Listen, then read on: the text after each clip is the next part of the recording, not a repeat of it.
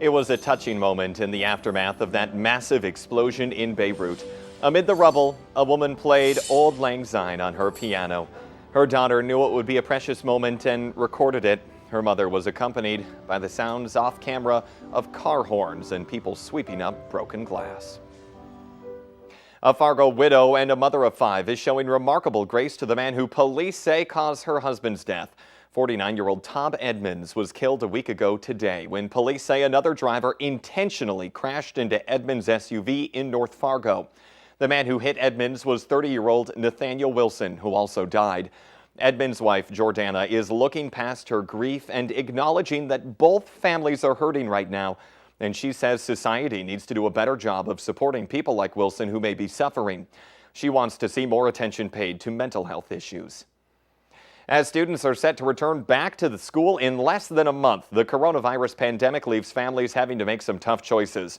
Should they return back to school a few days a week in a hybrid setting, or should they learn entirely virtually from the comfort of their own homes? The Valley Today's Brian Sherrod joins us live with more on the West Fargo public school options and when parents need to get signed up for them. Good morning, Brian. And good morning, Jordan. This Return to Learn plan has divided the student population into 2 hybrid learning options. The first one is the Distance Learning Support Center, and the second one is a virtual program. Now, we're going to start with the Support Center. If conditions remain the same, West Fargo Public Schools is set to begin the school year in a hybrid learning model. This will provide 2 days of on-site learning and 3 days of off-site learning. When the district is in a green color-coded risk level, this will provide 50% capacity. Students with the last names that begin with the letter A through K will attend on-site Mondays and Tuesdays. Students with last names that begin with the letters L through Z will attend school on-site on Thursdays and Fridays. This center will provide supervision and support to those students in grades kindergarten through 5th grade. This will be used to complete their online learning assignments from their classroom teacher. Now, the virtual program is provided through the North Dakota Department of Public Instruction. They say that all school districts must provide a virtual learning option who are unable or do not want their children returning back to on-site learning in the fall. Now, whatever decision parents choose, you have until Sunday at 11:59 p.m. to sign up. If you decide you want to do the support center, you need to sign up sooner than later because this is a limited option. Now, once they make the decisions, it will be reviewed starting Monday and throughout the week, and the following week will be reviewed with the parents and families all together. Now, the information will be provided on NVNL News app. Just click on that Back to School tab. A lot for parents to take in right now. Brian Sherrod reporting live this morning. Thank you. It's now 6:52 on this Friday morning. Let's get a check of that forecast on this first alert weather day. Very gloomy here in the metro right now, Lisa. It sure is. We are looking at conditions that are already starting up for us, we'll say, here today. We've got a warm front lifting in. It's bringing in the warmth, the moisture, that muggy weather, and the gloom as well here to the valley. It's tough to see toward downtown Fargo as we're looking off to the north and east. Of course, our camera's higher up on a tower at the station, but still looking at some low-level clouds and some gray skies here. And there are some places having to put up with fog yet again in some of those same spots. Cooperstown, Valley City, both at 0 for visibility. So headlights on there, and anywhere where we have the gloom, even in Fargo, it might be a good idea just to have those on. And especially those places that are seeing the rain and thunder right now. And that's down into Lakes Country. We've got the better bet for some storms during the early day in the southern half of the valley here as this front lifts to the north. And we're going to take a closer look at those storms. It looks like they've been weakening just a little bit as they've been rolling off to the east. We've got one stronger cell moving out of Grant County, crossing over I-94 there west of Alexandria. A little lightning bolt south and east of Fergus Falls, and not much to show beyond that this line. So it's going to move to the northeast, bringing us some rain to those parts of Lakes Country and especially Otter Tail County. Fargo's just missing out on this round. Our temperatures 60s to some low 70s. It's warm, it's muggy. It's going to help fuel more rain and thunder as we continue through the day today. And here's a look at our risk for today.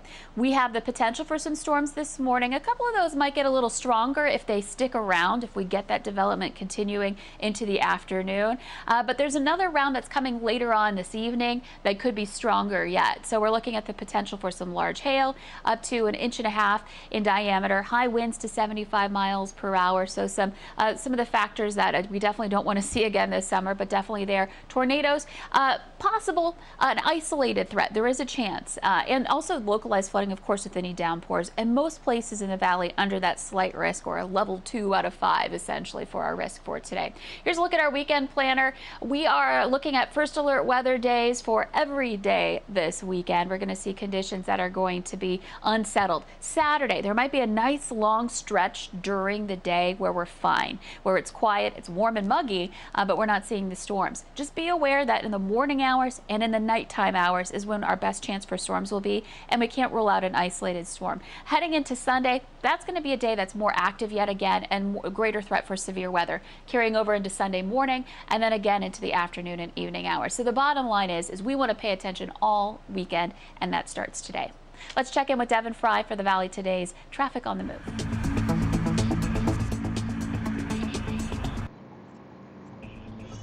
Thanks, Lisa. We're finishing up our morning drive for this hour on I-94. We are heading west towards Bismarck. Now, the traffic flow this morning, as you can see, it's a little bit busier than what we saw out here when we first got out on the roadways. Let's go over to this lane and try to get a better view here. But overall, still pretty light. Really good news as you make your way out the door. Not a whole lot to be interrupting your morning commute. There is an unexpected lane closure on 52nd Avenue right around the 45th Street intersection, so be on the lookout for that. Now, another closure is going to be impacting the traffic flow this weekend, and this one may be problematic. It's going to be from the Red River Bridge to University Drive on the westbound lanes here of I-94. It's going to be reduced down to one lane, the single outside westbound lane that's going to be the only one open. So prepare for that closure on Saturday. That could impact the traffic flow quite significantly. We're going to keep checking out these roadways in the next hour of the Fargo CW, but for now, for your Traffic on the Move, I'm Devin Fry. There may be a light at the end of the tunnel for a Fargo woman who spent the past 3 decades battling serious health issues. By the time Heather Behrens was 6 years old, she had 5 major heart surgeries. She doesn't get enough blood flow to her lungs. Her heart sits on the wrong side of her chest, and her organs are mirrored on the wrong side of her body. But now, still in and out of the hospital at 30 years old, she's one step closer to a more normal life after her trip to the cities where doctors evaluated her for a heart transplant. It'd be a gift. Definitely in itself, a gift. I mean, it'd be different for me because I'm used to living this life. I just want to be here. I want to be here with my fiance and my family and my friends, and I want to graduate. There is a GoFundMe set up. If you would like to help the family, we have a link to that. Just find this story on the VNL News app. The North Dakota BCI is investigating Fargo Mayor Tim Mahoney after authorities say he publicly revealed a name from the list of police chief applicants. State law says that list must remain confidential. Fargo city officials issued a statement last night saying the referral of this question to the North Dakota BCI is within the standard procedures for both the Fargo Police Department and the city of Fargo impartially. A city spokesperson says they will fully cooperate with all aspects of the inquiry with full transparency. Valley News Live did reach out to the mayor for a comment, but we have not yet heard back. Fargo police want help tracking down a person of interest in a deadly fight Tuesday morning. Officers responded to a call about an assault on West Track Drive on the city's south side, where they found Cameron Camacho of Moorhead with critical injuries. He died the next day. Jonathan Hunt of Fargo was arrested for conspiracy to commit aggravated assault, and now police are trying to find this guy right here, Larry Evans Jr. of Fargo. He's 6'5", 300 pounds with short black hair.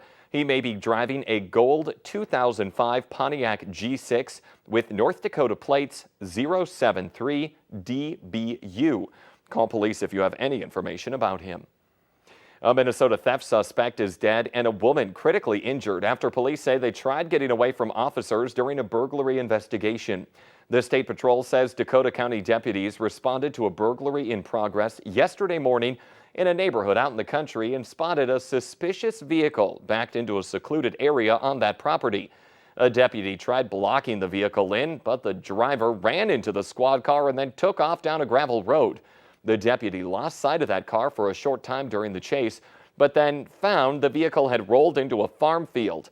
The driver was dead, and a woman in the passenger seat had serious injuries.